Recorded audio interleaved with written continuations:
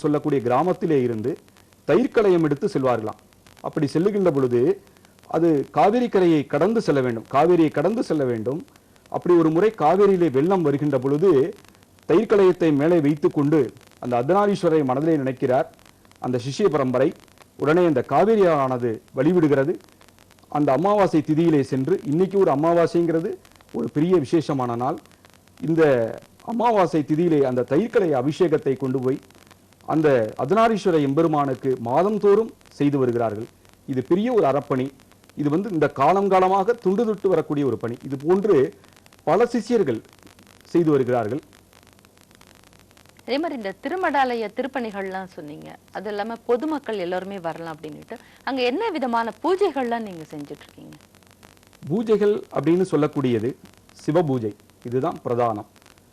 எஞ்சான் உடம்பிற்கு சிரசே பிரதானம் என்பதற்காக சிவபூஜை என்று சொல்லக்கூடியதை நாம் தினந்தோறும் செய்து வருகின்றோம். இந்த சிவபூஜை மட்டுமல்லாமல் விசேஷ காலங்களில் பலவிதமான பூஜைகள். அது இப்பொழுது சமீபத்திலே நவராத்திரி உற்சவம், அதிலே விஜயதசமி என்று சொல்லக்கூடிய ஒரு நாள். இந்த நாளிலே தான் குழந்தைகளுக்கு, அதாவது சிஷ்ய பரம்பரையான குழந்தைகளுக்கும் அல்லது மற்ற எல்லா விதமான குழந்தைகளுக்குமே குலகுருவின் மூலமாக அக்ஷராபியாசம் என்று சொல்லக்கூடியது. அக்ஷராபியாசம்னா மந்திராட்சர மகிம் தேவீம் மாத்ருகா ரூபதாரிணியும் என்று சாஸ்திரம். அந்த அம்பாளே அக்ஷர வடிவமாக இருக்கிறாள். அந்த அம்பாளானவள் எப்படி இருக்கிறாள் என்று சொன்னால், அந்த அக்ஷரத்தை குழந்தைகளுக்கு கையிலே பிடித்து குலகுருவானவர் எழுத வேண்டுமாம்.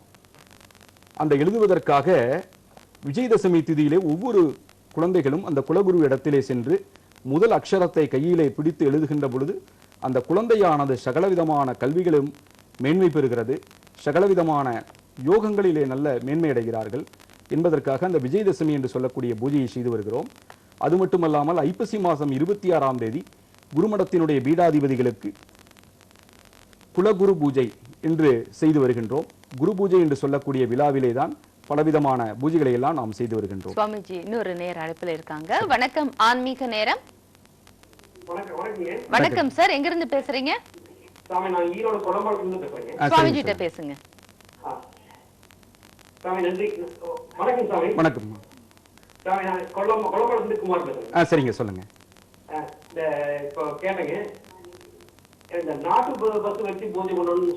ஆமாங்க. அதை பத்தி கொஞ்சம் சிறப்பா கொஞ்சம் சொல்லுங்க. சரிங்க. எப்படி பண்றது, எப்படி வழிபாட்டு முறையை பத்தி கொஞ்சம் சொல்லுங்க. அதாவது சொல்லுங்க. அந்த பசு பூஜையை பத்தி. சரிங்க, சொல்றேன். அதாவது நம்முடைய இந்து மதத்திலே 3 விதமான வழிபாடுகளை செய்ய வேண்டும் என்பது தர்மசாஸ்திரம். முதல்ல குல முன்னோர்கள் வழிபாடு, இரண்டாவது குலகுரு வழிபாடு, மூன்றாவது குல தெய்வ வழிபாடு. இந்த 3 வழிபாடுகளையும் ஒரு மனிதனானவன் செய்ய வேண்டும். இதில் அந்த குல முன்னோர்களுடைய வழிபாடு என்பதுதான் நாம் செய்யக்கூடிய வழிபாடு. அதை எப்படி செய்கின்றோம் என்று சொன்னால், நடமாடும் தெய்வத்தை பூஜித்தால், அதாவது கோ பிராமணேபியாக சுபமஸ்து நித்யம் லோகாஸ்து சமஸ்தா சுகினோ பவந்து, இதான் சாஸ்திரம். அப்படிங்கும் பொழுது பசுமாடும் பிராமணனும் ஒரு கிராமத்தில் சுபமாக இருந்தால் லோகாஸ்து சமஸ்தா, லோகத்தில் இருக்கக்கூடிய அனைத்து ஜீவராசிகளும் சுபமாக இருக்கும். இந்த பசுமாட்டிலே கொம்பு இருக்கக்கூடிய இந்த பகுதியிலே பிரம்மா, விஷ்ணு, ருத்ரன், சகசர தீர்த்தம் என்று சொல்லக்கூடியது. அடுத்ததாக வலது கண்ணிலே சூரியன், இடது கண்ணிலே சந்திரன், நெற்றியிலே அக்னி என்று சொல்லக்கூடியவனும், அவனுடைய வாய்ப்பகுதியிலே, அதாவது பசுமாட்டினுடைய வாய்ப்பகுதியிலே மருதன் என்று சொல்லக்கூடியவனும், இந்திரன் என்று சொல்லக்கூடியவனும், 4 விதமான வேதங்கள், அந்த 4, அதாவது பசுமாட்டினுடைய 4 காம்புகளிலும் 4 பாதங்களிலும் 4 விதமான வேதங்கள் குடிகொண்டிருப்பதாகவும், பசுமாட்டினுடைய ஆசன வாயுவிலே மகாலட்சுமியானவள் குடிகொண்டிருக்கின்றால், அந்த மகாலட்சுமியினுடைய வாசமானது ஒவ்வொருடைய இல்லத்திலுமே இருக்க வேண்டும். அதற்காகத்தான் நாம் அந்த பசுமாடுகளை வைத்து நாம் பூஜை செய்ய வேண்டும். இதை பூஜை செய்யக்கூடிய உகந்த நேரம் நமக்கு செவ்வாய்க்கிழமை அல்லது வெள்ளிக்கிழமையிலே செய்வது மிகப்பெரிய சிறப்பு. தினந்தோறும் செய்வது அதைவிட சிறப்பு. ஏனென்று சொன்னால், பசுமாட்டிலே சப்த ரிஷிகள், சகலவிதமான தெய்வங்கள், சகலவிதமான தேவர்கள் குடிகொண்டிருப்பதாக ஐதீகம். அந்த பசுமாட்டை வழிபட்டோம்னா, ஒரு பசுமாட்டிற்கு ஒரு முறை பூஜை செய்தால் 7 நாட்கள் சிவாலயத்திற்கு சென்று நெய் தீபம் ஏற்றிய பலன், வாரத்தில் 2 நாட்கள் பூஜை செய்தால் ஒரு வருடத்திற்கு சிவாலயத்திற்கு செய்த பலன், பூஜை செய்த பலன், தினந்தோறும் யார் ஒருவன் சதா சர்வகாலம் அந்த பசுமாட்டிற்கு பூஜை செய்கிறானோ அவனுக்கு சகலவிதமான, அதாவது ஒரு கும்பாபிஷேகத்தை செய்த பலனே ஏற்படுகிறது. அந்த பசுமாட்டிற்கு இதுக்கு எதற்கு என்று சொன்னால், இந்த பசுமாட்டிற்கும் நான் முதலே சொன்னது குல முன்னோர்கள் வழிபாடு அப்படின்னு நம்ம சொல்றோம். அந்த குல முன்னோர்கள் வழிபாட்டுக்கும் இந்த பசுமாட்டிற்கும் என்ன சம்பந்தம் அப்படின்னா, ஒரு குல முன்னோர்கள் திதி கர்மானுஷ்டானம் அப்படின்னு சொல்லக்கூடியதை இந்து மதத்தில் கடைபிடிச்சிட்டு வரணும். அப்படி கடைபிடிக்கல அப்படிங்கும் பொழுது நமக்கு பலவிதமான பிரச்சனைகள் ஏற்படுது. அப்படி எனக்கு அதை செய்யக்கூடிய அனுஷ்டானங்கள் தெரியல, அதை செய்யக்கூடிய வசதிகள் இல்லை அப்படின்னு சொல்லுகின்ற பொழுது அந்த பசுமாட்டிற்கு அகத்திக்கீரை என்று சொல்லக்கூடியதை கொடுத்தால் அந்த குல முன்னோர்கள் சந்தோஷத்தை அடைகிறார்கள். ஏனென்று சொன்னால், ஒரு குல முன்னோர்களுடைய ஆசீர்வாதங்கள் இருந்தால்தான் இல்வாழ்க்கையானது மிகச்சிறப்பாக இருக்கும். அதற்காகத்தான் அந்த குல முன்னோர்கள் வழிபாடு, குல குரு வழிபாடு, குல தெய்வ வழிபாடு, இதுதான் இந்து மதத்தினுடைய சம்பிரதாய வழிபாடுகள் என்று சொல்லக்கூடியது.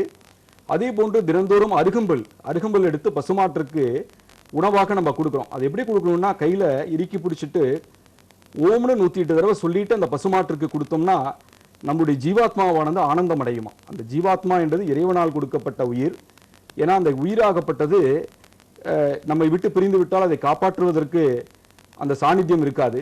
அதனால தான் அந்த ஜீவன் எப்பொழுதும் ஆனந்தமாகவே இருக்க வேண்டும். அதற்காக தான் நம்ம அந்த பசுமாட்டிற்கு அருகம்பில் கொடுத்து அதை பூஜை செய்து வழிபட்டோம்னா நமக்கு வம்ச விருத்திகள் முதல்ல ஏற்படும். மகாலட்சுமியினுடைய கடாட்சமானது ஏற்படுகிறது. சௌபாகியங்கள், மங்கள காரியங்கள், திருமண தடைகள் இவைகளெல்லாம் நீங்கி அந்த பசுமாட்டினுடைய ஐஸ்வர்யங்கள் எல்லாம் நமக்கு நிறைவாக ஏற்படும் என்பதற்காகத்தான் நாம் தவறாமல் பசுமாடுகளை பூஜை செய்யுங்கள் என்று வலியுறுத்துகின்றோம். ரொம்ப அருமை சுவாமிஜி. கோமாதா எப்படி நம்ம வணங்கணும், என்ன மாதிரியான அந்த பசுக்கு நம்ம உணவு கொடுக்கணும் அப்படிங்கிற விவரங்கள் எல்லாமே சொன்னீங்க. சிவகிரி ஆதீனத்தினுடைய முகவரி ஒரு முறை சொல்லுங்க சுவாமி. சிவகிரி ஆதீனம் அப்படின்னு சொல்லக்கூடியது ஈரோடு மாவட்டம், கொங்கு மண்டலம், சிவகிரி என்று சொல்லக்கூடிய இடத்திலே இருக்கின்றது. அங்கு சிவகிரி ஸ்ரீ சிவசமய பண்டித குருசுவாமிகள் திருமடாலயம் என்று சொல்லக்கூடிய சிவகிரி ஆதீனம் என்று சொல்லக்கூடிய இடத்திலே அமர்ந்திருக்கின்றது. அங்கு அந்த மடாலயத்தை நாம் தொண்டு தொட்டு அங்கு பூஜை செய்து வருகின்றோம். மிக்க நன்றி சுவாமி. நிகழ்ச்சியில் கலந்து கொண்டு நீங்க சிவகிரி திருமடாலாதி ஆதீனத்தை பத்தி இவ்வளவு அழகாக ஒரு விளக்கங்கள் கொடுத்தீங்க. அங்க நடக்கக்கூடிய குலகுரு பரம்பரை அந்த பூஜைகள் பத்தியும், சிஷ்ய பரம்பரைகளை பத்தியும், அதே மாதிரி ஆதீனத்துடைய சிறப்புகள், திருப்பணிகள் எல்லாமே இங்க நேயர்களுக்காக கலந்து உங்களுடைய கருத்துக்களை தெரிவிச்சதுக்கு மிக்க நன்றி சுவாமிஜி.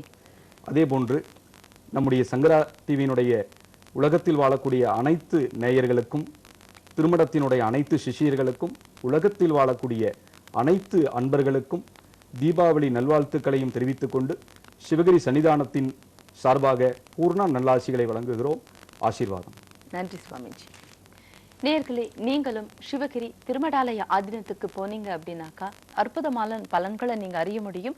அதற்கான தொலைபேசி எண்ணும் டிவில ஸ்க்ரோல் இருக்கு. அந்த எண்ணை காண்டாக்ட் பண்ணி சுவாமிஜிட்ட சைவ முறைகளை பத்தியும் சிவ பூஜையை பத்தியும் நீங்க கேட்டு தெரிஞ்சுக்கலாம். மீண்டும் அடுத்த நிகழ்ச்சியில் உங்கள் அனைவரையும் சந்திக்கிறேன். நன்றி, வணக்கம்.